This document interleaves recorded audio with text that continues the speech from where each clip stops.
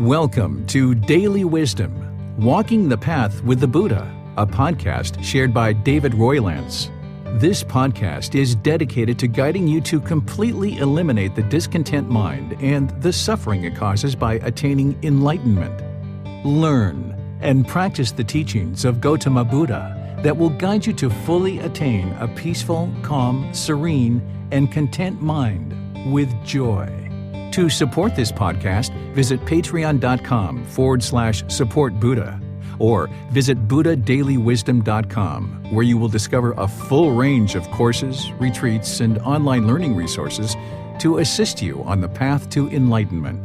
Now, here's our teacher to share more.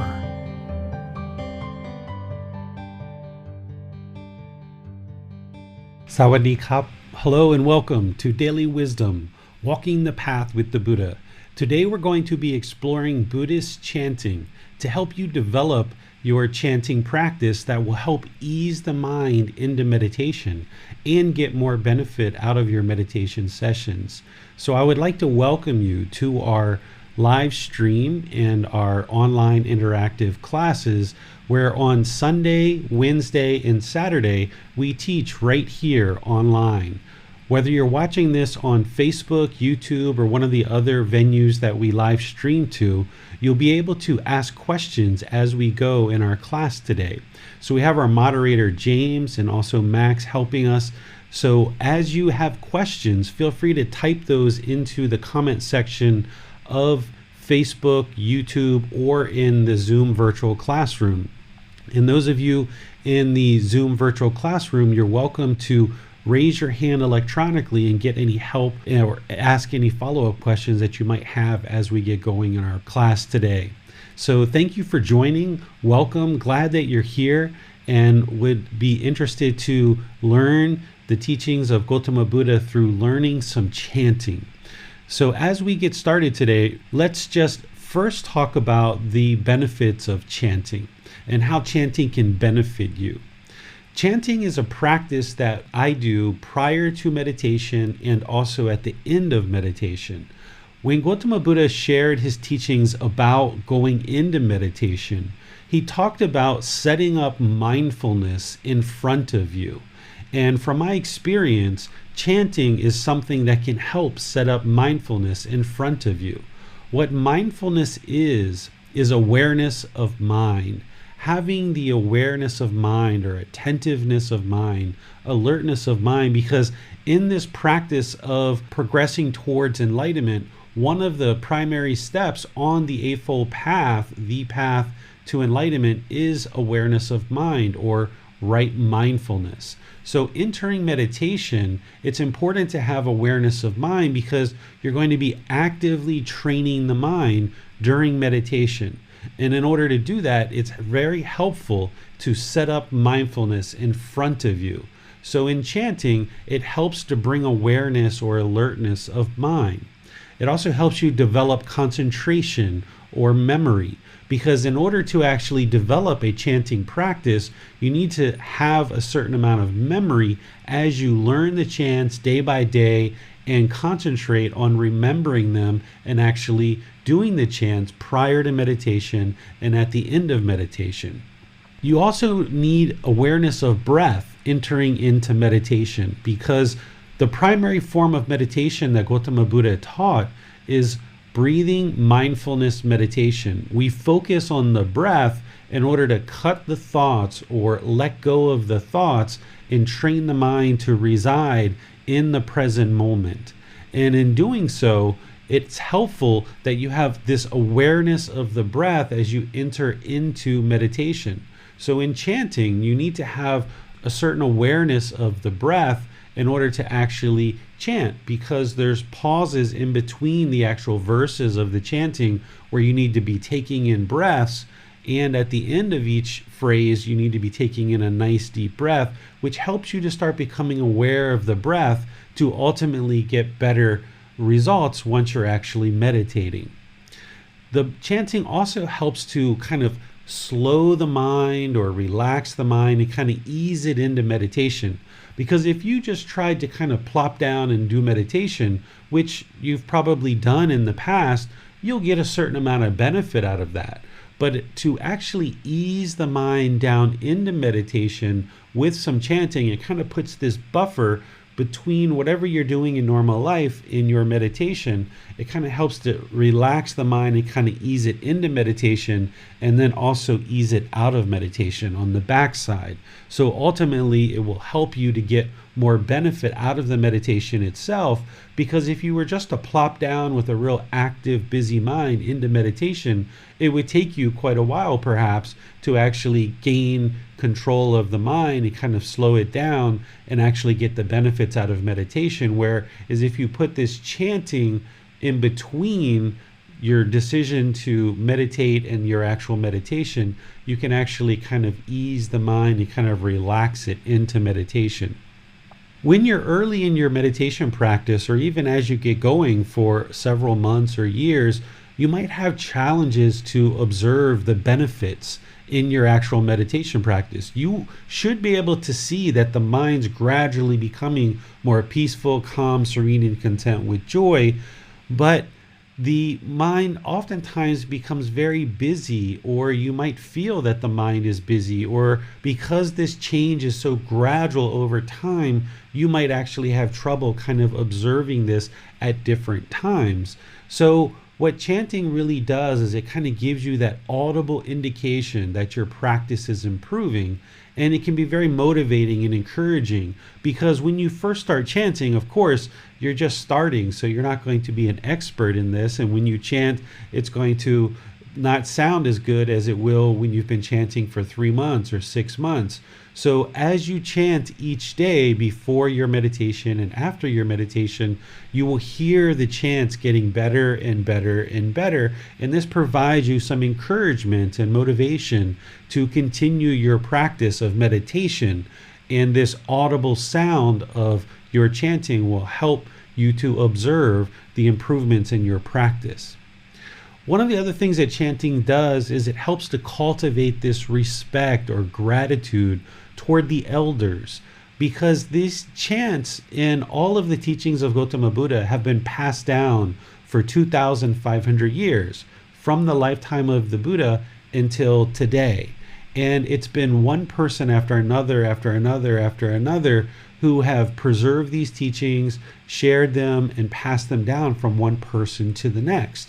There is no centralized organization that collects all the teachings and distributes them out throughout the world. So all of the work that has been done to preserve the Buddhist teachings and pass them down to today has been done by the generosity of individuals who are sharing their time, effort, energy, and resources to share the teachings person to person to person throughout the last 2,500 years.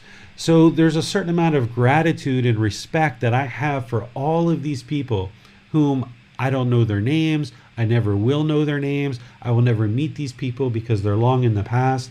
But there's enormous amount of respect and gratitude that I have for all that work that has been done over the last 2,500 years to get to the point where we are today.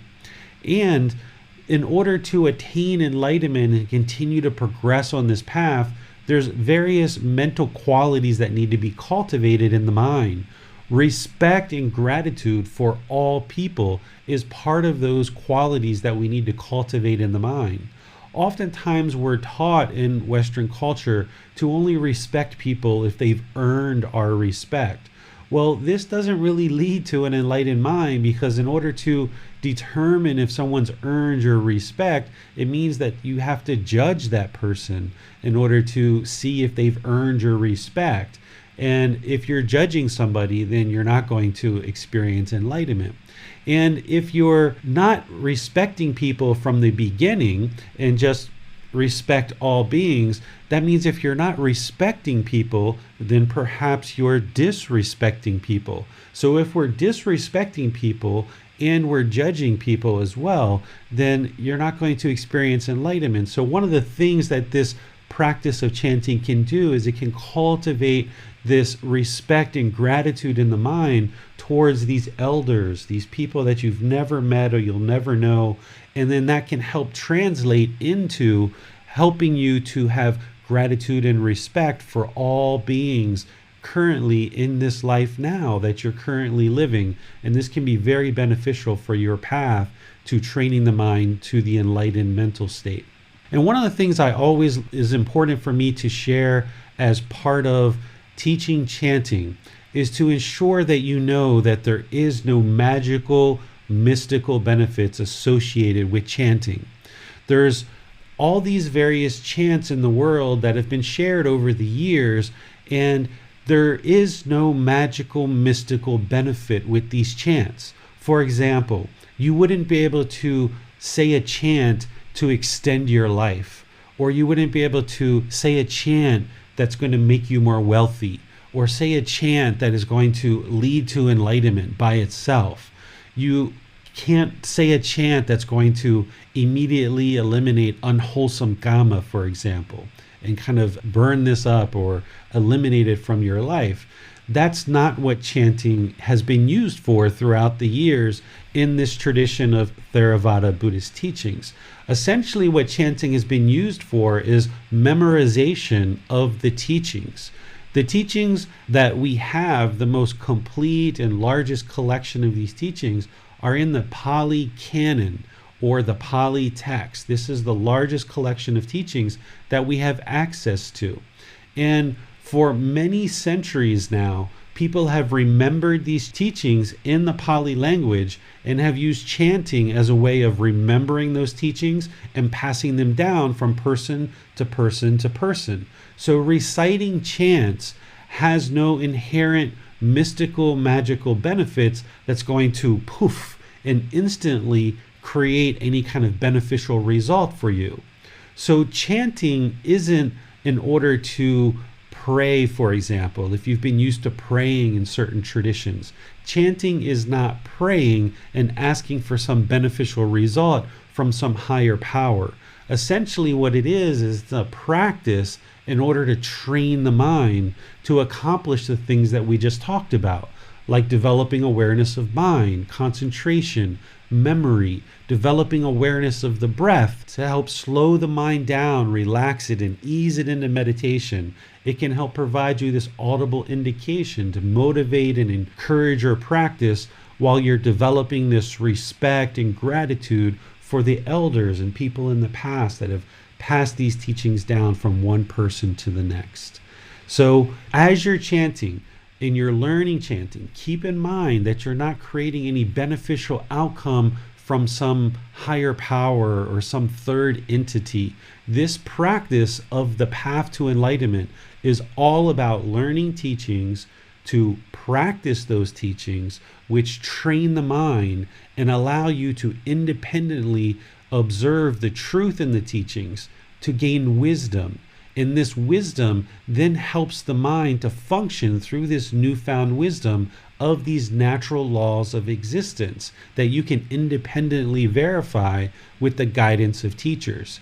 And as you gain more and more wisdom through these teachings and confirming the truth for yourself, you will see that the mind will gradually function more and more optimally, where the mind will move to this enlightened mental state where it's peaceful, calm, serene, and content with joy permanently, where the mind no longer experiences discontent feelings such as sadness, anger, frustration, irritation, guilt, shame, fears, boredom, loneliness, shyness, resentment, jealousy. All of these discontent feelings can be eliminated through developing a practice along this path to enlightenment.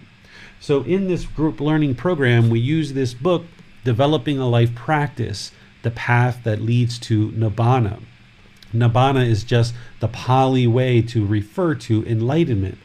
And here on this channel and in this group that you're part of, and we live stream on Sunday, the chapter that we're covering in this particular week. And then on Wednesday, we do breathing mindfulness meditation, loving kindness meditation, or we explore Buddhist chanting, which we're doing today. And then on Saturday, we do breathing mindfulness meditation and loving kindness meditation, which starting on January 9th will evolve into our further program where we're going to be teaching the Pali canon in English. So we're going to be sharing not only meditation on Saturdays, but we're actually going to be diving into the books of Buddha Vajana, which means the words of the Buddha. And there's 13 books in this series that on Saturday we're going to be exploring these through the actual words of the Buddha. These books are a curation of the Pali canon where a team of about 100 or 200 people have extracted the most important teachings of the Buddha in his own words. And when they assembled these books, you can actually now learn them in a consolidated format with the guidance of teacher. And on Saturdays, we're going to start doing that on January 9th. But until then, we're going to actually just be doing meditation on Saturdays. So you're welcome to join us on any of those days to learn and practice the teachings of Gotama Buddha. So we're going to move into actually learning the chants. But before I do, I would just like to pause and see if our moderators have any questions that have come in through any of the various platforms related to the benefits of chanting before we actually move into learning the chants themselves. Hi, David. Max has a question to kick us off. He'd like to know, does slowing the breathing down help to calm the mind? Yes. In fact, the more attentive a practitioner is to the actual breath, the more the mind will slow down. So you can use the mind to slow down the breath, and then as the breath slows down, it helps to slow down the mind. So there's kind of like a multiple benefits there. And we're not trying to really control the breath in meditation, but we need to be aware of the breath. And if the breath is too rapid and too fast, we need to kind of slow that down without necessarily trying to control it, but just kind of easing the breath to kind of a natural, calm, peaceful pace.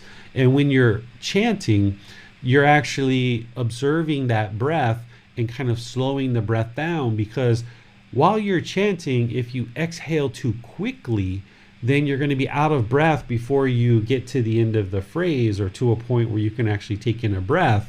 Or if you breathe too slowly, you're going to be holding the breath back and the sound isn't going to project in your chanting.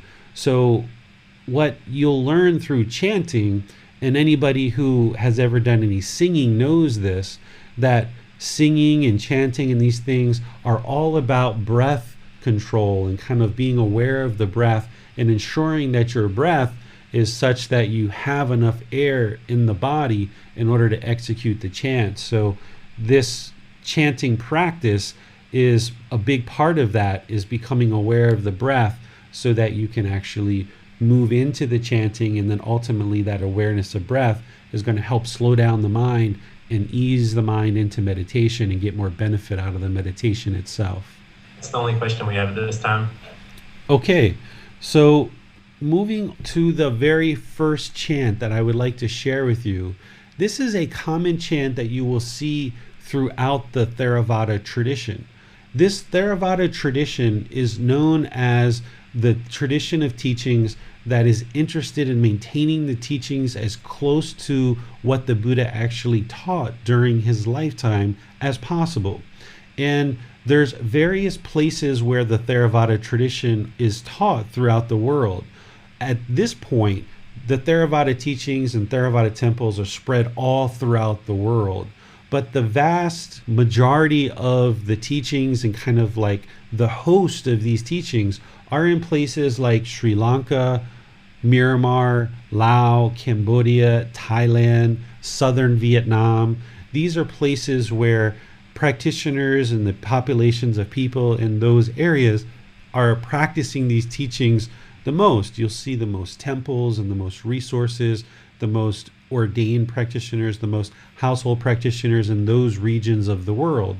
But in reality, these teachings have been spread through various temples, and ordained practitioners and household practitioners are all over the world.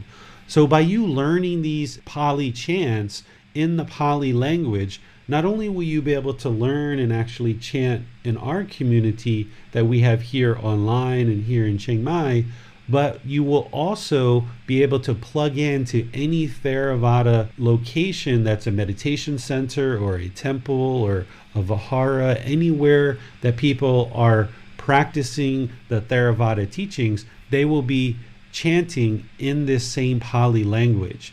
So in Sri Lanka, they may have a little bit of a unique dialect, or in Vietnam or Myanmar or Laos versus Thailand, but the base chant in the base language of Pali is going to be the same.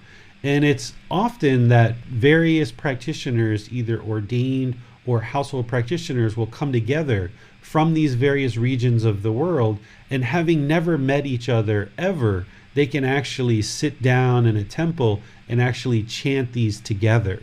So through learning and practicing these chants on your own and through this program, you'll actually be able to plug into any different community or venue around the world that is practicing the Theravada teachings and chant right along with them. Because any event that these various venues hold, they will typically start off with this chant and the whole community chanting together. And what I'm going to do is I'm going to chant it first, and then as a class we can chant it together. So the way that this chant goes is you place your hands palm to palm, usually at your sternum, and then you would take in a nice deep breath and then start to chant this first phrase. Arahang Samma Sambuddho Bhagava. And then there's a breath here, kind of like a half breath. Bhutang Bhagavanang Apivateyami. And then at the end of this phrase, people in a large community who's sitting on the floor will typically place their head and kind of prostrate to the floor. Or you might see people take their hands and place them up to their forehead as a way of kind of, putting a period at the end of that phrase and showing respect to the Buddha, because this first phrase is all about showing respect and gratitude to the Buddha. The second phrase goes like this. Savakato Bhagavata Tammo. A little half breath. Dhammang Namasami. And once again, either bowing to the floor or place your hands up to your forehead. And then the last phrase here. Supatipano Bhagavato. Little half breath. Savaka Sangho. Little half breath. Sanghang Namami. And then once again, a bow. This chant is referred to as the triple gem or the triple jewel. Whenever you see 3 in the Buddhist teachings, there is a representation of the triple gem or the triple jewel. And that represents the Buddha, the Dhamma, and the Sangha. These are the Pali words. But in English, we're talking about the fully, perfectly enlightened Buddha, Master Teacher Gotama Buddha. And the second phrase, the Dhamma, this is the teachings that he shared that leads to the enlightened mental state. And the Sangha, this is the community of practitioners, both ordained and household practitioners. And in order to attain enlightenment, one would need to have confidence in the Buddha, they would need to have access to his teachings, and they would need to be part of a community. And in order for someone to attain enlightenment, you would need all 3 of these things. Without confidence in the actual Buddha, that he actually attained enlightenment and was a Buddha, why would anyone ever be interested in learning and practicing his teachings? So there needs to be confidence that this man actually was enlightened. And if you've ever learned or been exposed to any amount of his teachings and actually used them to benefit your life, that can help you to build your confidence in the Buddha that he was indeed enlightened, because you see his teachings are actually benefiting your life. Then you would need access to the teachings, the real actual teachings of the Buddha. And that's what I share in this book, Developing a Life Practice, The Path That Leads to Nibbana. There's actual words of his in there as well as mine helping explain the teachings, which you can download for free, or you can get a printed copy if you like on Amazon. And then I also share these books, Buddha Vajana, which Buddha Vajana means the words of the Buddha. So through these various books and texts, and then I've taken a lot of these and moved them into audiobook, videos, podcasts, quizzes, online classes, personal guidance, all these different things. These are the actual teachings of the Buddha or the Dhamma. And then being part of the community or the Sangha. It's important to have a community because you need access to teachers that can help guide you on this path. And having other members of this community encourage and support you, where you can have discussion and dialogue and actually participate in practicing the teachings as a community. This is very beneficial to one's practice. In fact, you wouldn't be able to attain enlightenment without guidance from a teacher.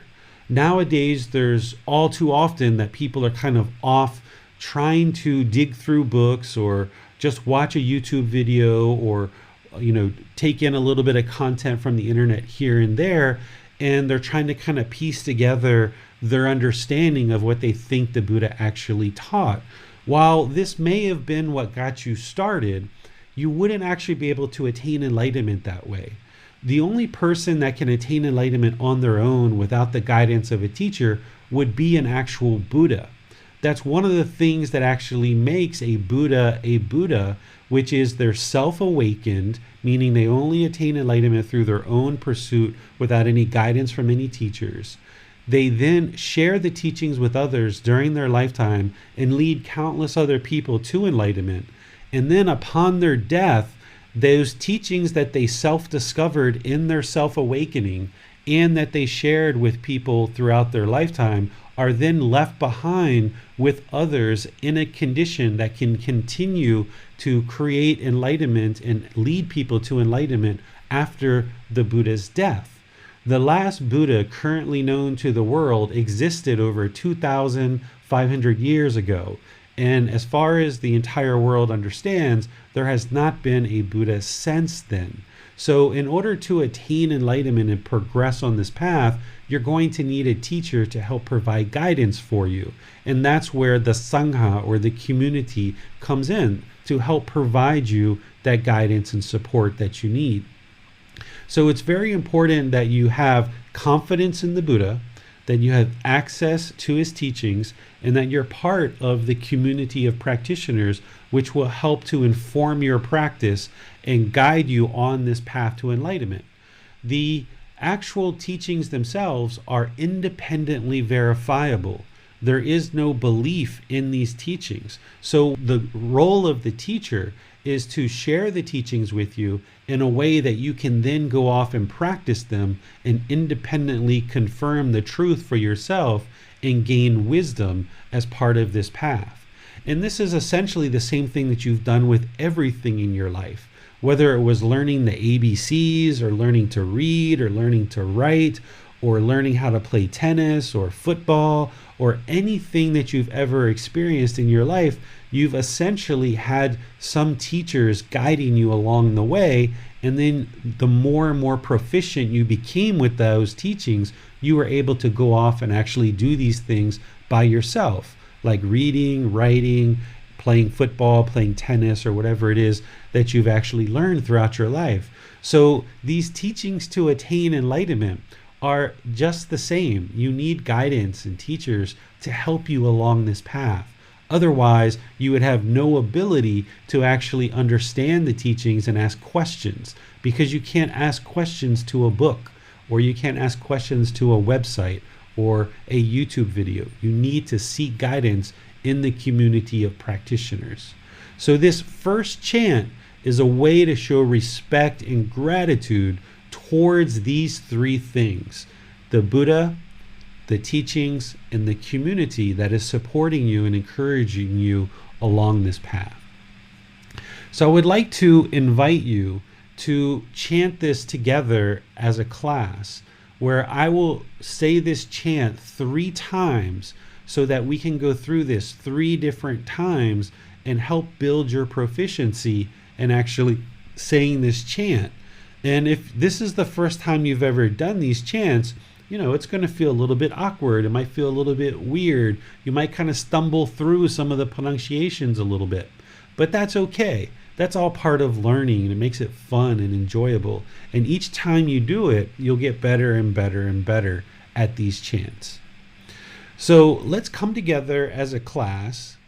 Put your hands at your sternum, palm to palm. Take a nice deep breath, inhaling. And now let's do these chants 3 different times. Nice deep breath. Arahang Samma Sambuddho Bhagava. Half a breath. Bhutang Bhagavanang Apivateyami.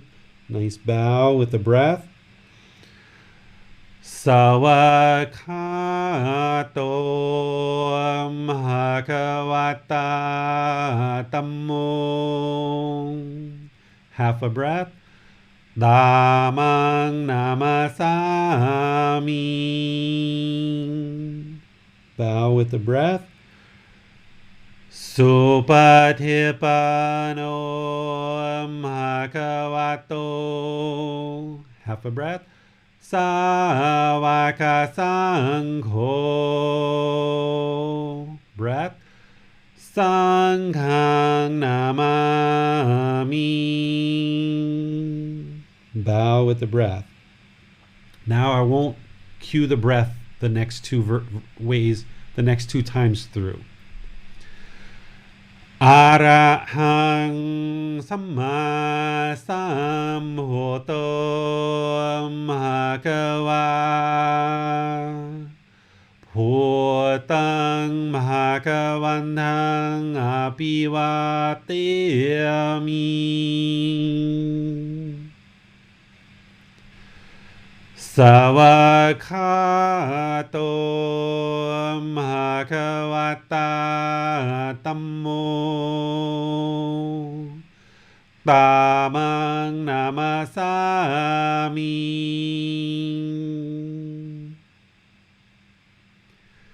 Supatipano Bhagavato. Savaka Sangho. Sanghang Namami.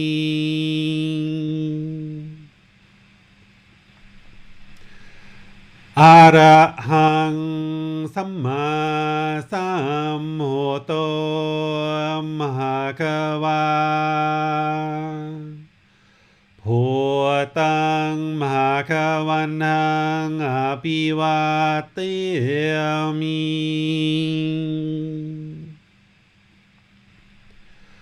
Sawakato Bhagavata Tammo. Dhammang Namasami.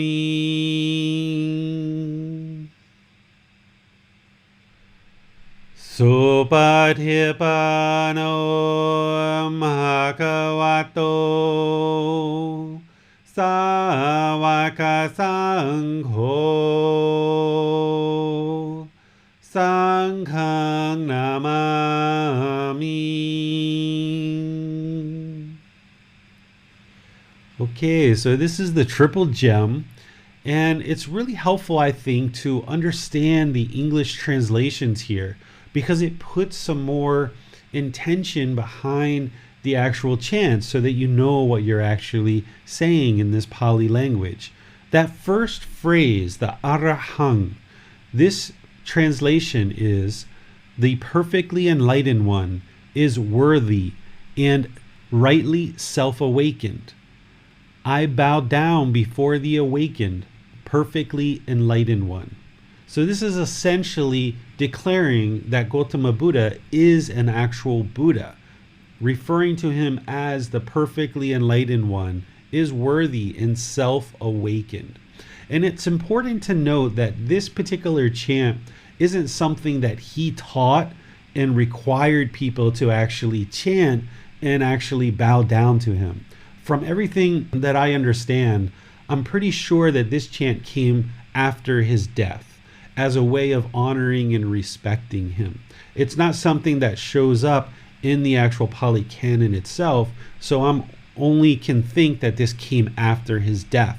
And a fully perfectly enlightened Buddha doesn't have conceit or arrogance and pride, walking around measuring and comparing himself to others, placing himself above people. So he wouldn't have taught people to worship him and bow down to him as part of his teachings. But during his lifetime, people did actually bow to him, but it's something that they chose to do out of respect and gratitude towards him for sharing his teachings. But he didn't institute this chant as a way to ensure people respected him. It's something that people chose to do on their own afterwards. So that's this first chant, respecting the perfectly enlightened one. The second phrase here is the Dhamma is well expounded by the perfectly enlightened one. Remember, the Dhamma are the teachings. So what this is saying is the teachings are well expounded, well explained, clearly, concisely, directly, and profoundly explained by the perfectly enlightened one. I pay respect to the teachings, right? That's what this second phrase is referring to.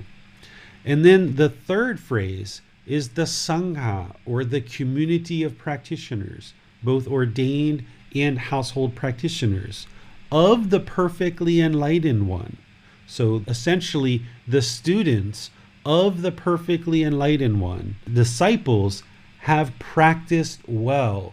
So essentially what you're doing is you're acknowledging that the community of people who are learning and practicing the Buddhist teachings have a very good practice. They're polite, they're kind, they're friendly, they're respectful, they're practicing very well these teachings. I pay respect to the Sangha, or the community. And that's the triple gem, or the triple jewel. And this will open up pretty much every event that you participate in the Theravada tradition. So learning and practicing this chant can be very helpful for your meditation practice, but also help you when you join in to any events that you might join through any communities of temples or various places around the world that are practicing the Theravada teachings. So let's see if there's any questions on this chant or anything that I've been discussing so far. Hi, David. I was wondering, when we're chanting, is it important that we keep in mind these meanings of the chants? I think it does help, because then the phrases have some meaning behind them. Rather than just kind of empty words that you're reciting, you actually put some meaning behind it. And I think it helps to encourage and motivate and invigorate your practice, because you really know what you're actually chanting. So I think it can really help you progress in your practice and put some real intention behind what it is that you're chanting. The next chant is what I refer to as the Namo Tassa. This is a very, very common chant. It's probably the most basic and simple chant that there is. And oftentimes when you're first learning chanting, if somebody wants to kind of focus and kind of build their practice slowly, you might actually start with just learning this particular chant and only this chant, because the syllables in this chant show up in other chants. So by learning this one, it will actually help you with the other chants that you learn. And as a child growing up here in Thailand, if you're going to learn the Buddhist teachings and your family is going to help you learn that, this is typically the first chant that they will teach you. So when I observe this about Thai society and Thai culture, when I started embarking on the journey to learn chants, I actually started with this chant and only chanted this chant for quite a while until I gained some proficiency with it. Then I moved on to the Arahang Samma Sambuddhassa. So if you would like to kind of simplify things, you could just use this chant for a few weeks until you build some proficiency and then move in to the other chants that I'm going to teach you today. But you could also just learn them all at one time as well if you want. And one of the ways that you can make that easier for you is to have a sheet like this. This is a one-page kind of laminated sheet that I provide in our Facebook group, Daily Wisdom, Walking the Path with the Buddha.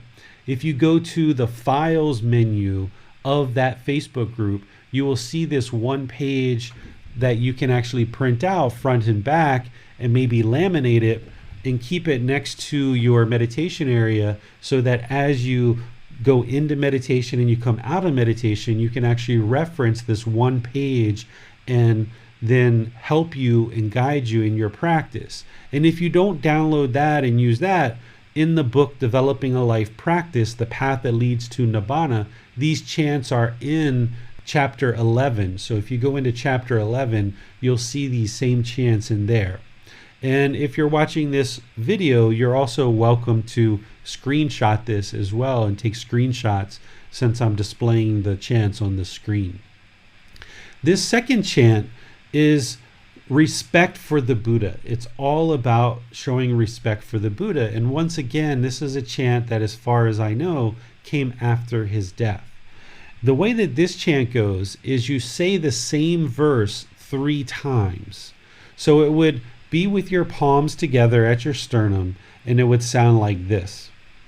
Take a nice deep breath, and then I would go, Namo Tassa Bhagavato. Half a breath. Arahato Samma Sambuddhassa. Namo Tassa Bhagavato Arahato Samma Sambuddhassa. Namo Tassa Bhagavato Arahato Samma Sambuddhassa.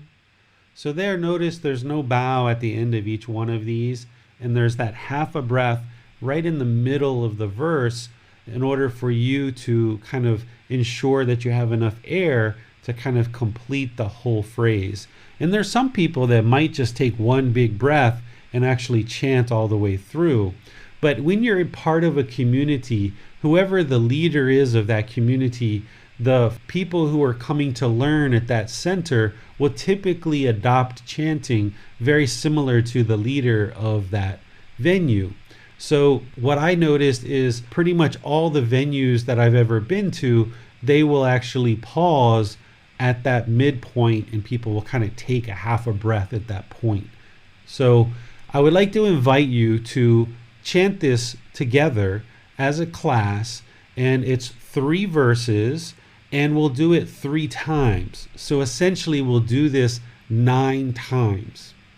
So bring your palms together. I'll cue the breath at the beginning, and then I'll just leave it to you to know where the breath is at that point. Take a nice deep breath. Namo Tassa Bhagavato. Breath. Arahato Samma Sambuddhassa. Breath. Namo Tassa Bhagavato. Half breath. Arahato Samma Sambuddhassa. Breath. Namo Tassa Bhagavato. Half breath. Arahato Samma Sambuddhassa. Now let's do this 3 verses 2 more times. นับโมตัสสะภะคะวะโตอะระหะโตสัมมาสัมพุทธัสสะนับโมตัสสะภะคะวะโตอะระหะโตสัมมาสัมพุทธัสสะนับโมตัสสะภะคะวะโตอะระหะโตสัมมาสัมพุทธัสสะ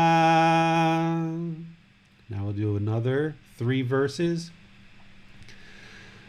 นับโมตัสสะภะคะวะโตอะระหะโตสัมมาสัมพุทธัสสะนับโมตัสสะภะคะวะโตอะระหะโตสัมมาสัมพุทธัสสะนับโมตัสสะภะคะวะโต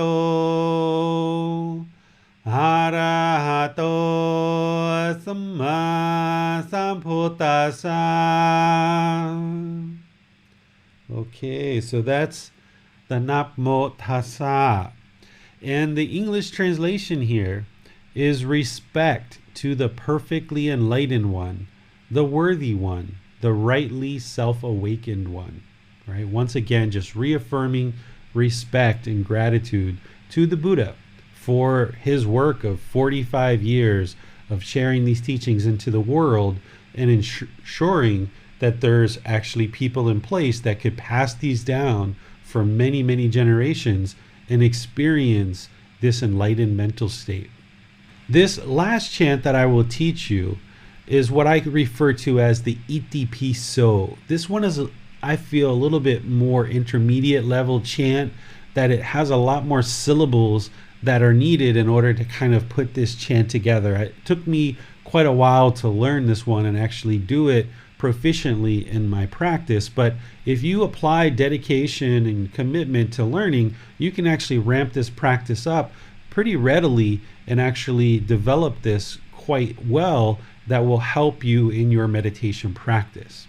So the way that this one is it's the same thing where you keep your hands together with your palms facing each other, and you would have already done the Arahang Samma Sambuddhassa, you would have already done the Namo Tassa, and then you would move right in to the Iti Piso. And it sounds like this.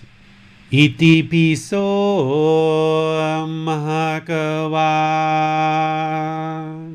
Half breath. Arahang Samma Samhoto. So that's that similar phrase from the first chant. Take a nice deep breath here. Vichacharanang samhuno. Little half breath. Sakhato rokavitu. Nice deep breath here. Anutero purisa. Little half breath. Dhamma sati satatawa manusanam. Half a breath. Bhuto bhagavati. And then that's the end where you would then slip into meditation. And that last part of that last phrase is something that shows up in a previous chant as well. So chanting those others kind of help you develop your practice of this one. So now let's go through this one 3 times, and I'll cue the breath at the different locations, and then on the second and third iteration, I won't cue the breath. So bring your hands together, palm to palm, take a nice deep breath, inhale, Iti piso bhagava. Breath. Arahang samma sambuddho. Breath. Vichacharanang samhuno. Breath. Sakhato rokavitu. Breath. Anutero purisa. Breath. Dhamma sati satatawa manusanang. Breath.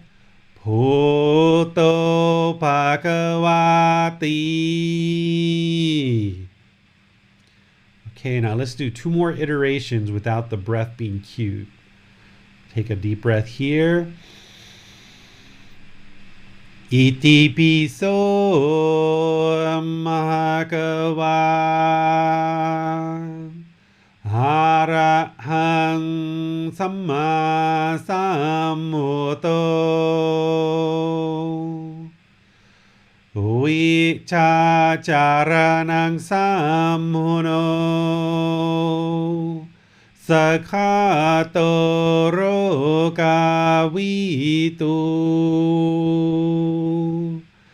Anutero purisa. Dhamma sati satatawa manusanang. Bhuto bhagavati.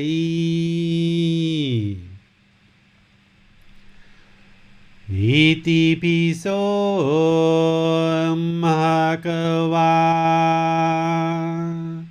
Arahang samma sambuddho. Vichacharanang samhuno. Sakhato rokavitu. Anutero purisa. Dhamma sati satatawa manusanang. Bhuto bhagavati. Okay, the translations here, a little bit more involved. The first line is, he is the perfectly enlightened one, a worthy one, a rightly self-awakened one. So we're declaring that this person is a Buddha. Consummate in knowledge, in conduct. Consummate in knowledge, consummate is like he's gone beyond. He's, so far excelled in knowledge, in conduct. This is his moral conduct, his speech, his actions, his livelihood. In the Eightfold Path, it's separated into 3 different sections: the wisdom, the conduct, and the mental discipline. So this part of the translation is referring to his wisdom is, so far excelled, and his moral conduct is as well. One who has gone the good way, so he's walking towards the light, or he's essentially enlightened, so he's gone the good way. He's left the darkness and moved towards the light. Knower of the worlds. This is the 5 realms that exist of beings: the hell, afflicted spirits, animal, human, and heavenly realms. Because as part of Gotama Buddha's awakening, he observed these 5 different realms, and he was aware of these 5 realms. So when you see this knower of the worlds, what it's referring to is he's the knower of these 5 realms and the beings within those realms. And then this last phrase, unexcelled trainer.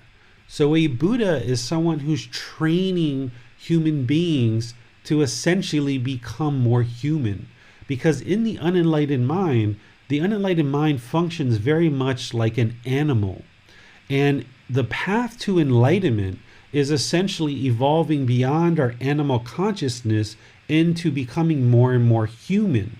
Essentially, the vast majority of the beings born into the human world have been reborn out of the animal realm into this human realm. So in the unenlightened mind, we often function very much like an animal. And then as you get closer and closer to enlightenment, moving into the first, second, third stages of enlightenment, ultimately the fourth stage is enlightenment itself. If you die in one of those stages, either the first or second stage, you are reborn back into the human world, because essentially you've evolved the consciousness from this unenlightened mind to this first and second stage of enlightenment, where now you've become more and more human. So what a Buddha is someone who is a trainer of humans, an unexcelled trainer, someone who's doing such a marvelous job at training other humans. And then added to this, it says, of those who can be taught. Because in order to learn and progress on this path, people need to make the choice to learn and actually practice the teachings. You can't force somebody into learning and practicing these teachings. You can't force someone to attain enlightenment. That's not how these teachings work, and you should never be in a position where you're actually trying to force or attempt to force people into learning and practicing these teachings, because it just doesn't work that way. So what this first part of this phrase is referring to is the unexcelled trainer of those who can be taught, or in other words, those who choose to be taught. And once someone chooses to be taught by a teacher, or in this case, the Buddha, then they will actually make progress in pursuing this path to enlightenment. But as long as somebody chooses not to learn these teachings, then they're going to experience a discontent mind, because they don't have the guidance and the training through confidence in the Buddha, through access to the teachings, and through being part of a community of practitioners to actually choose to learn and practice these teachings to improve the condition of the mind to this enlightened mental state. The last part of this phrase is teacher of human and divine beings, because the Buddha taught humans, of course, during his lifetime, but there's also aspects of the Pali canon where it describes that heavenly beings would actually come to the Buddha during his lifetime and actually attempt to learn with him as well. And there's various depictions of this in the Pali canon, because it's only in the human realm, in the heavenly realm, that one could actually attain enlightenment.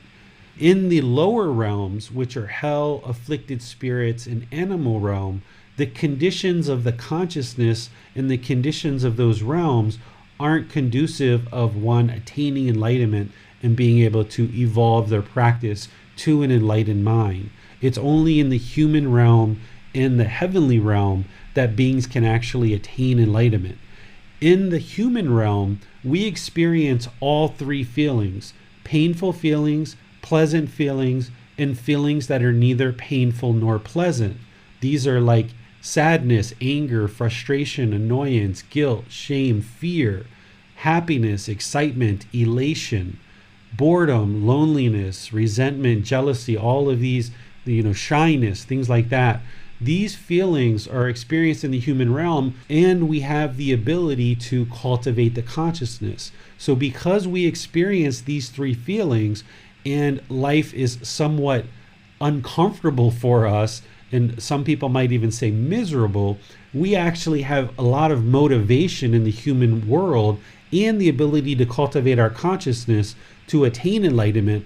So the human world is the best existence to actually learn and practice the teachings, because you have the motivation, because you experience these three feelings, and you have the ability to cultivate the consciousness to actually attain enlightenment.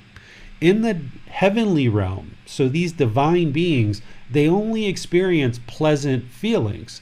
They don't experience painful feelings and feelings that are neither painful nor pleasant. So the heavenly beings, while they can cultivate their consciousness to attain enlightenment, they aren't often motivated or encouraged to do so, and they often become very complacent. And they will oftentimes be reborn down into another realm if they don't attain enlightenment from that heavenly realm.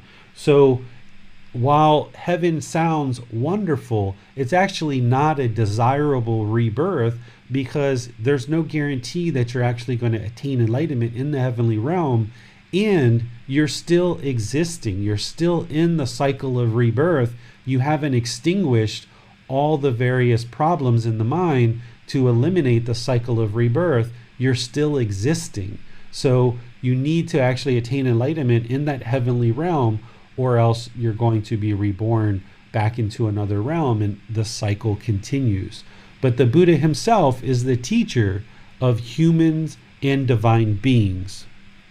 And then the last part of this phrase is just kind of, putting an exclamation point on this, where it says, awakened and perfectly enlightened. Once again, referring to this teacher of human and divine beings who is awakened, his mind is awakened to enlightenment and is perfectly enlightened.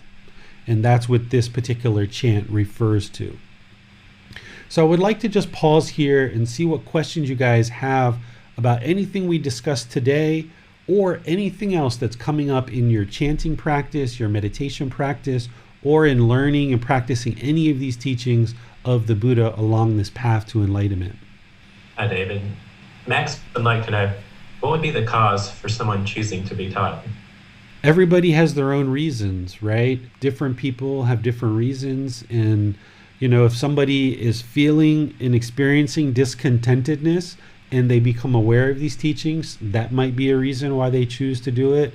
Or somebody could be experiencing a pretty good, decent life, but they're still having some amount of discontentedness in the mind, and they're looking to eliminate the discontentedness. Because when you look at the Buddhist teachings and you try to understand what did he actually teach, what is the actual goal of his teachings? Well, he says it repeatedly over and over and over, re-emphasizing and emphasizing over and over and over that what he taught is the elimination of discontent feelings. And because of those discontent feelings, it makes this existence somewhat miserable. And whether you're experiencing sadness, anger, frustration, irritation, annoyance, guilt, shame, fear, even happiness, excitement, and elation is unsatisfying because it's not permanent. Oftentimes people are pursuing happiness, excitement, and elation, but ultimately you realize that it's unsatisfying because it's not permanent. And the enlightened mental state is permanent. And even those feelings that are neither painful nor pleasant, like boredom, loneliness, shyness, or resentment, jealousy, any of those other feelings, they're all dissatisfying to the mind. And that can be a motivation for somebody to understand that they're not content, they're not peaceful, and they would like to evolve past where they currently are. And through doing so, you will experience a peaceful, calm, serene, and content mind with joy for the rest of this life. And then, having attained enlightenment, you will no longer be reborn back into a new existence to experience the misery of existing over and over and over and over again, as we've been doing for countless lives. Anybody who is in existence today, whether it's a human or an animal or any other being that exists today, has already had countless lives in the past. You may not remember those at this time, but as you learn and practice and awaken the mind, you may actually observe past lives. And what you will discover is there's been countless lives, and you've just never gotten to the point where you've been close enough to these teachings that you've actually been able to learn them, attain enlightenment, and stop existing in some type of form or formless realm. So there's multiple reasons why somebody might choose, but I think it ultimately comes down to eliminating the discontent mind and eliminating this whole cycle of rebirth so that you kind of in this miserable existences that you keep cycling through over and over and over again. Thanks, David. While we're still on the topic of chanting, you were talking about the benefits of Buddhist chanting, and you mentioned easing one's mind into meditation. I was wondering if you can recommend any other methods that can also do this in addition to chanting. Everybody can find, for themselves what they feel would accomplish those same goals that I shared at the beginning. For me, it's always been going to the bathroom, emptying out all the organs, and then moving into chanting. For someone else, they might do a little bit of stretching or yoga. They might even take a walk in the park and kind of relax the mind. Everybody has a different way of doing things. Some people may even choose to pray, which isn't part of Gotama Buddha's teachings, but is something that I will teach on Sunday, not the actual prayer itself, but I will teach you, if you have a prayer practice, how to ensure that you're doing that in a way that still leads to liberation of the mind. Because oftentimes when people are praying, they're asking for things from some external entity or third entity, and this is craving, desire, attachment, which if someone has a practice of prayer in that way, they won't be able to actually attain enlightenment. So you can do yoga stretching, you can do prayer, you can do walks in the park, you can have a little sip of water. One thing that you'll notice is if you meditate on an empty stomach, this can be really helpful. So I will tend to meditate morning and evening. When I first wake up, I know the stomach's empty. I will just use the bathroom and meditate right away. And prior to going to sleep at nighttime, I know that I haven't eaten anything for quite a number of hours. And that's a really good anchor point to actually meditate. And the body and the mind aren't busy trying to digest food, so you can get more attentiveness and alertness in the mind to actively train the mind. Where even if I meditate in the middle of the day, I will typically do that when either before eating, or I will wait kind of an hour or so after eating before I have actually meditate. Now, I have meditated with food in the stomach before, but I just noticed that I don't get as much benefit out of it. So you can try those and see what you think, but I think what you'll find is that when you meditate with an empty stomach, this is a way to kind of ease the mind and get more benefit out of the actual meditation itself, because the body and the mind aren't busy trying to digest food, that you can focus on actively training the mind. Thanks, David. I found chanting very useful, but it's great to know that there are other methods too, depending on people's preferences. Yeah, everybody can come up with their own. And it's important to note that chanting isn't part of the path to enlightenment. So where everybody on the path to enlightenment would need to practice right view, right intention, right speech, right action, right livelihood, right effort, right mindfulness, right concentration, these things are staples of this path to enlightenment that everyone would need to learn and practice in order to attain enlightenment. But chanting is something that is almost optional. It's not a required thing, that if it helps you and you find benefit in it, you can use it to ease you into meditation. But if you do it for several weeks or a few months and you're like, I really don't know that I really benefit from this and I don't really enjoy it that much, I'd rather do prayer and yoga or take a walk or whatever, then you can do those things. The important thing is that you're meditating daily over your course of your life, and that you're meditating 2 or 3 times a day, and that you ease the mind into meditation so that you get more and more benefit out of the meditation. And if chanting is a way for you to do that and it helps you, great, use that. But if you've got another method that you can use to ease the mind into meditation, then use that. You can do that as well. But the important thing is that you're meditating daily and you build up your practice more and more. All right, David. It seems that we're through with the questions related to chanting, so let's go on to general questions. We have a question coming in from Judith. She would like to know, who are the Rusi? Is their job to practice magic? Do they protect ancient sciences? Is their vow to stay in this plane until the next Buddha reaches enlightenment?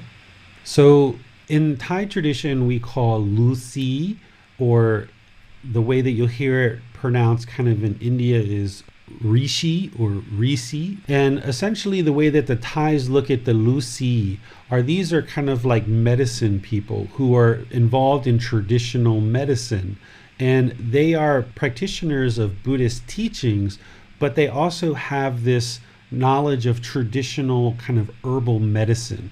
And they typically will practice about 30 precepts, where lay practitioners or household practitioners will practice anywhere between 5, 8, or 10 precepts, and ordained practitioners will practice, upwards of 227 precepts, and the females will practice about 305 or 310 precepts, where the Lucy will practice about 30 precepts. And their whole goal in life is to learn and practice the teachings of the Buddha to attain enlightenment, but also preserve this traditional medicine, this herbal medicine, and healing the physical body through these herbal medicines. And that's their goal. Where this practice comes from is the original doctor of the Buddha. His name was Javaka Komarabaka, or here in Thailand we refer to him as Shivaka.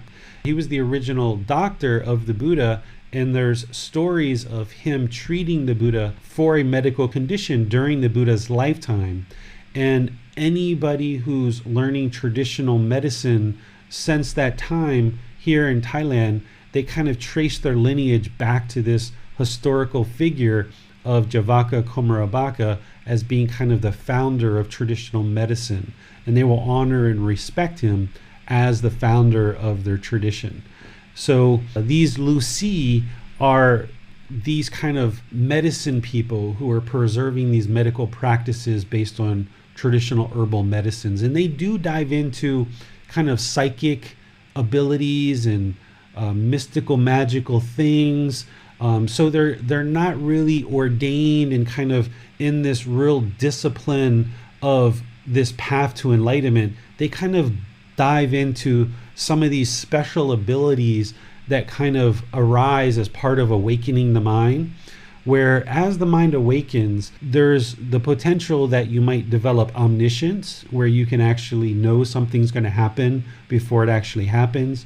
You might get psychic abilities where you can understand the past or the future of people's lives. You can see people's auras. For some people, every person who awakens, as they awaken, they may or may not develop some of these special abilities. And some people, even in the unenlightened state, have certain psychic abilities. And as they awaken through these teachings, those usually become more refined and more potent. But one of the things to keep in mind, and the Lucy aren't really necessarily following this, but one of the things that you keep in mind is that the goal of this path is to liberate the mind and attain enlightenment. Even though these special abilities will start to arise and you may notice them, you shouldn't hold on to them. You shouldn't crave them. You shouldn't practice this path in order to attain these special abilities. And the Buddha talked about this in his teachings, and he dissuaded people from using these special abilities for any kind of gain in your life, any kind of financial gain, because the potential might be that if someone becomes psychic or omniscient or having these special abilities, that they might kind of use it as a way to produce income for themselves or financial support. And the Buddha talked about not doing this as part of his practices and his teachings, because he knew that this was part of what happens when the mind awakens, and he was interested in dissuading people away from using these special abilities or even embarking on this path because of those special abilities, but instead stay focused on the actual goal, which is liberation. And that means that you don't even hold on and crave and desire or be attached to these special abilities, but let them go. But these Lucy will tend to kind of dabble in that area of special abilities more so than other people, and they'll kind of get involved in some of those things. But their number one goal is to preserve the traditional medicine using herbal remedies. All right, so Absolutely. Any other questions that we've got coming in, James or Max? Well, I thought I would ask a question related to our last class about fear. I was wondering, we may have fears that we don't often have to confront. For instance, I have a fear of heights, but I very rarely am in a situation that triggers this fear. Is it important to work on fears and work on extinguishing fears, even if they're fears that we may rarely, if ever, face? Yes, you should still pursue that and work on eliminating that fear, because you never know when you're going to be in that situation. And also, if the fear is kind of like pushed back and it doesn't really happen but once every 10 years, that means the mind still is holding on to some kind of conditioning that is causing that fear. There's still some kind of conditioning in the mind. So even if it doesn't get triggered very frequently, because maybe you've gotten to a point where you don't go in situations where you are high, so that's kind of your way of kind of getting around it, but that fear is still there, that conditioning is still there, that craving, desire, attachment of the mind that's holding on to some conditioning is still there. So you've got to get rid of that, because if you don't, that means there's still what we call residual craving. And someone who has residual craving is only ever going to be able to attain the second stage of enlightenment. So if there's still residual craving, it means you're going to be reborn, even if the fear doesn't get triggered regularly, that it's still in the mind. So therefore, you're going to only be able to attain that second stage of enlightenment, and there's going to be rebirth. So to get to true enlightenment, where the mind's completely unconditioned, you've got to remove every single last condition in the mind.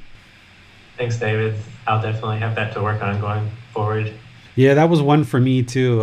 I never really liked heights very much, so using ladders, James, going up on ladders, going on high buildings, looking over the side. If you have malls in your area that have multiple levels, going up into the air, if you take airplane flights, sit by the window, look outside a lot, even if the mind isn't comfortable with it, find all these ways to get to the point where the mind is peaceful, calm, serene, and content with joy, no matter what, even when you're up high on a ladder or something like that. Absolutely. We just had a question come in from Judith. She would like to know, I guess when these psychic abilities arise, it can be quite shocking, and they might even be misleading. Is there a way to avoid them? Be a positive attitude, aside of making business out of them? I would say, rather than try to avoid them, which is pushing them away, right, like aversion, is just know that they can happen and they might happen. And if they do, just acknowledge them, like, okay, there it is, but don't try to hold on to it. Because one of the other things you can get is you can get communication from other realms, so that heavenly beings can communicate with you as your mind awakens. Even beings in the afflicted spirits and hell can communicate with you. And if you didn't know about this, someone might think they're going mentally ill and they're unstable and go to a mental health ward and be given a lot of medications, and then the medications are going to suppress their awakening of the mind and actually inhibit getting to complete liberation, because they weren't aware that these dark entities coming through, or these divine entities that are coming through, these divine beings, are actually communication from other realms. So when you experience these kind of things, just acknowledge it for what it is. Don't try to hold on to it. Don't try to necessarily make any money with it. But for me, when these things started happening, I found myself in situations that I could actually help people. When these things started happening for me in a big, profound way, I was teaching at a temple where there was lots of tourists that came to this temple, Thai tourists as well as tourists from other countries. And people would sit down with me at a table, because we would just sit at this large table under these pavilions.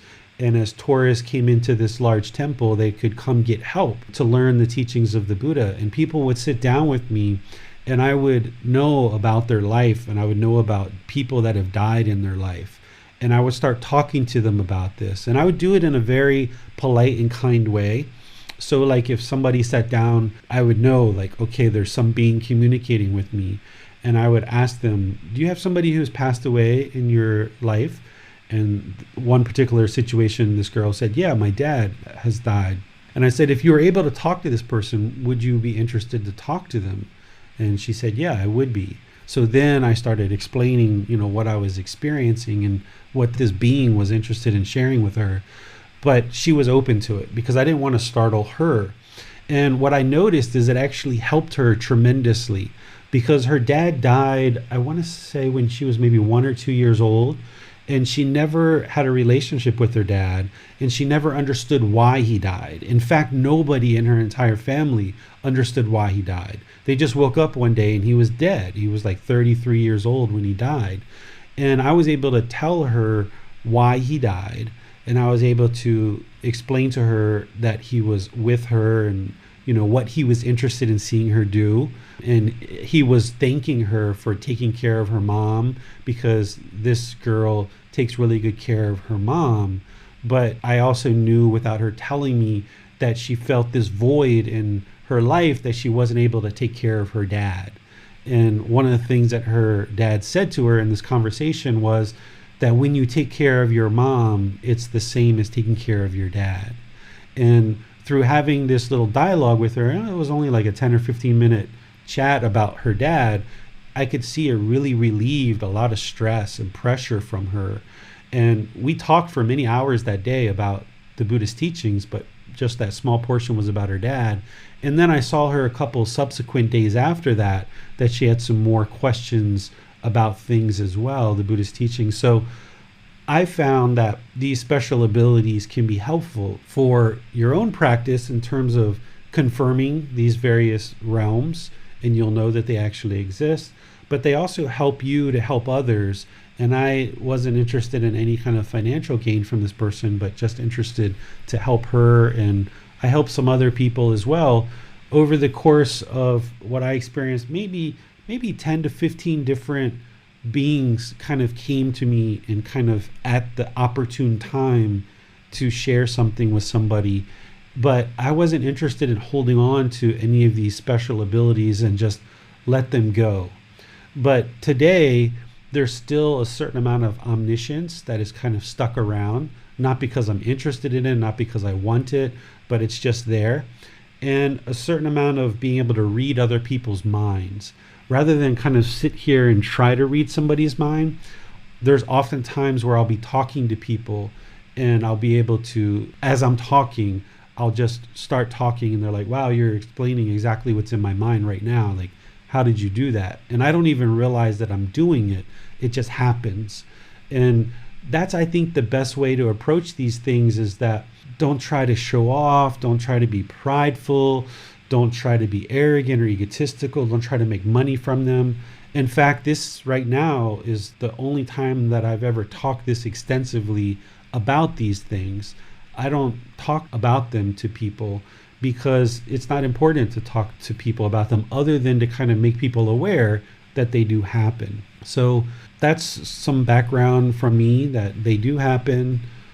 Just be aware that these kind of things are part of the mind awakening, and don't be startled. If you are, reach out to me as your teacher and let me know what's going on and I can help you.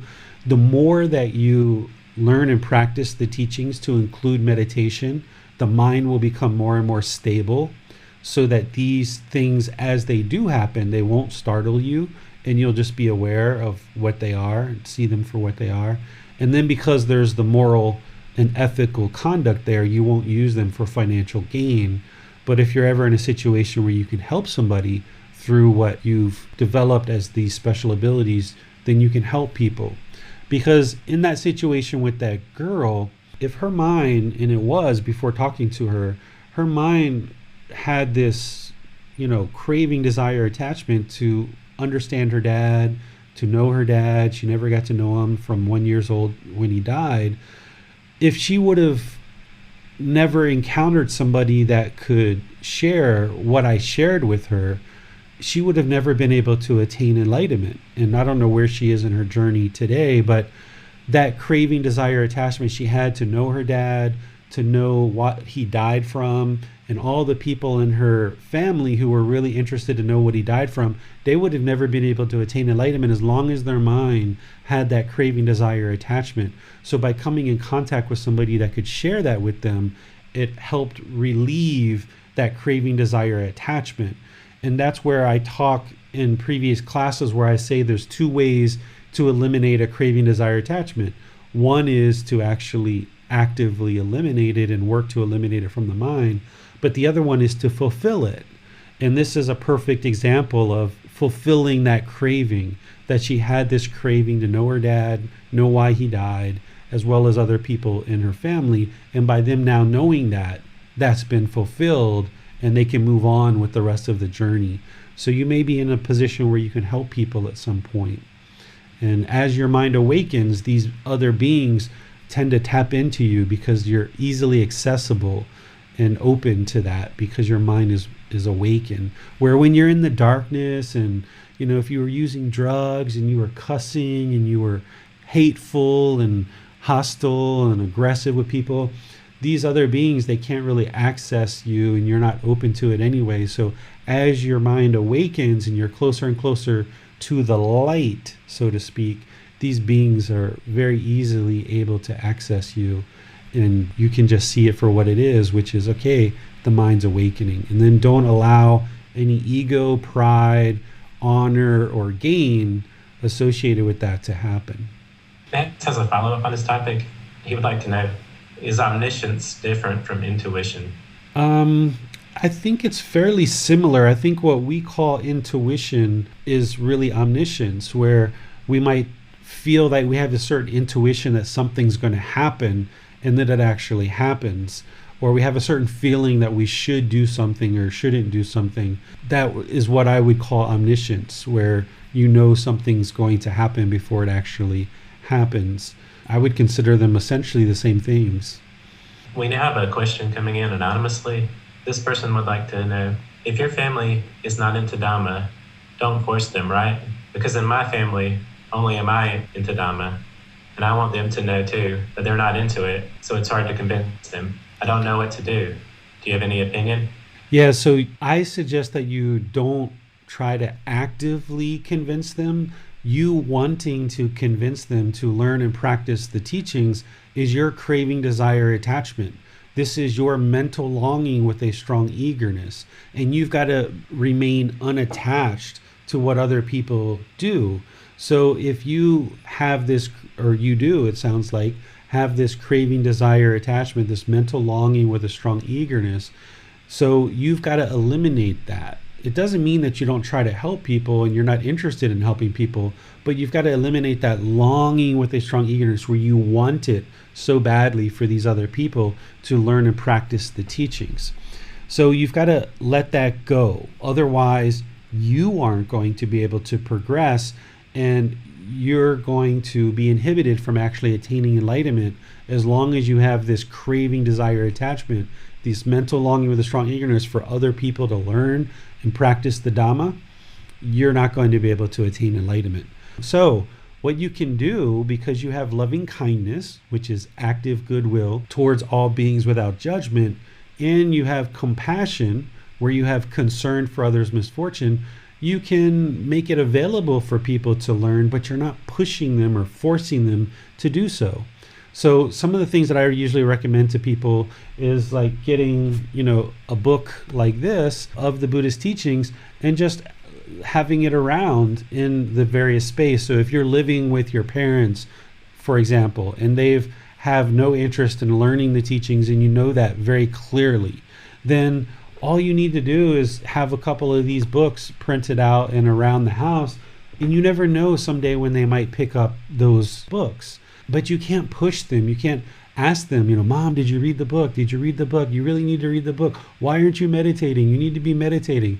This is your craving, desire, attachment if you do that, and it's going to inhibit you from attaining enlightenment. So you've got to understand that each person needs to make their own choices, and the only thing you can do is kind of make it available for them if they choose to step forward. Because in order to attain enlightenment, there's a gazillion decisions that someone has to make in order to attain enlightenment. So if they're not willing to make the very first decision that the path to enlightenment is something that they're interested in pursuing and interested in opening a book or accessing the teachings from a teacher, they're not going to be able to make all the other decisions that they need to make, because they need to make the decision to meditate 2 or 3 times a day. They need to make the decision to come to classes. They need to make the decision to open up books and learn with books, ask teachers questions. They need to make the decisions to look inward and understand what's going on in the mind and improve the condition of the mind. If they're not willing to do these type of things, then they're never going to attain enlightenment. So if they're not willing or interested to make that very first decision to even choose to progress or even embark on this journey on the path to enlightenment, then they're not going to make all those other downstream decisions that they need to make. So it doesn't make sense for you to push and force someone. And also think about your life. What do you do when someone tries to force or push you to do things? The first thing you do is dig your feet in and say, no, I'm not going to do it. Because the more somebody pushes you and tries to force you to do something, the deeper and deeper you're going to dig your feet in, because you don't like to be pushed and forced into doing something. So the more that you try to push and force somebody to actually learn and practice the teachings, the less successful you're going to be in that, because they're just going to dig their feet in. So just lay some books around, lay some literature around, and if they pick it up, great, wonderful. If they don't, then that's fine too. You've got to be unattached to what others do. Otherwise, your mind isn't going to be liberated to enlightenment, because you're wanting other people to do something so badly. You've got to just let go. It's a great point that craving is not only associated with our biases, but it can also be found when we're attempting to help other people in their lives in the world. Yeah, this is where you can see that there's no such thing as a good craving, desire, attachment. Some people might share that there's such thing as good and bad attachments, but all craving, desire, attachment is going to lead to discontentedness of the mind. Even if someone's attached to meditation, or they're attached to the Buddhist teachings, and they have essentially what craving, desire, attachment is this mental longing with a strong eagerness. And as long as the mind has these wants, these expectations, this wanting of a certain outcome, whether it's a good thing or a bad thing doesn't matter. It's still going to cause the mind to be discontent. So if somebody is attached to meditation and they can't meditate for a few days or a few weeks while they're sick, their mind is going to be discontent because they're attached to meditation. Or if somebody is attached, having craving, desire, attachment, this mental longing with a strong eagerness for the Buddhist teachings, then if they can't learn them, or they're trying to push them onto other people and those people don't learn and practice those teachings, their mind's going to be discontent because of it. So the mind has to let go of all of this craving, desire, attachment, and that's why we call it liberation. It's this craving, desire, attachment that's got the mind bound up, and that's why it's not liberated. It's being motivated and pushed by this craving, desire, attachment, this yearning, this longing. And this is where the Buddha calls enlightenment the unsurpassed security from bondage, because the mind is all bound up in this craving, desire, attachment. So to liberate the mind, you've got to let go of all of the craving, desire, attachments. Doesn't matter if it's a good thing or a bad thing, whether it's cigarettes, alcohol, or any other addictive type thing like gambling, or whether it's meditation or the Buddhist teachings or practicing generosity, talking to your neighbors. All these things are good, wholesome things, but if you do it with craving, desire, attachment, it's going to eventually lead to discontentedness. So you need to practice what the Buddha called the middle way, where your mind isn't on one side or the other, but you find this middle way. And that's the suggestion I'm providing for this person is, provide some literature around the different venues that you feel that people could benefit from the Buddhist teachings, and then, leave it at that. And that's you practicing loving kindness and compassion. But the more you try to push people, the more they're going to dig their feet in, and the more discontent your mind and the more discontent their mind is. Thanks, David. That seems to be all the questions we have for now. Okay. Well, thank you guys for joining for today's class. This is the chanting that I do in the morning. When I do meditation, I do this before and after meditation. And then if I'm doing meditation in the middle of the day or evening, I'm also going to be doing chanting before and after meditation. And of course, there are certain situations where I don't do it, right? Where sometimes I do chanting going into meditation, and then I do a really, really deep meditation maybe at nighttime. And after that, I feel really kind of drowsy and groggy, and I just would like to go to sleep.